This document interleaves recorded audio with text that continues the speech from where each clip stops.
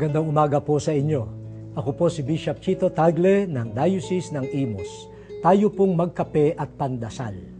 Pagnilayan po natin, sa pananalig sa Diyos ang tunay na katatagan. Lahat ng Pilipino ay umaasa na magiging panatag at matatag ang buhay. Paano ba mapapatatag nga ang lipunan? Sana may maayos na trabaho, edukasyon, kalusugan, pabahay, at kapayapaan. Pero di ba't bawat administrasyon ay nangako na yan? Di ba't may pagsisikap din naman? Subalit bakit kulang pa rin? Ang mga pangarap sa matatag na lipunan ay matutupad lamang kung ang pundasyon ay tunay na matatag.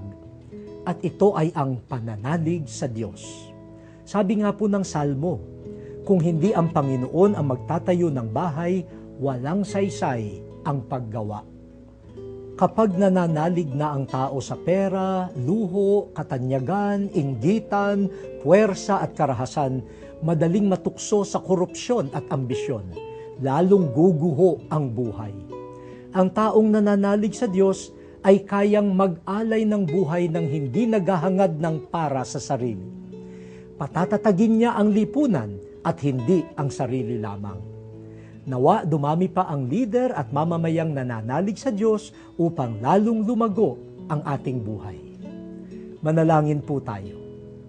Turuan mo kami, O Diyos, na manalig sa iyo at hindi sa mga makasariling hangarin nang kami ay maging matatag bilang bayan.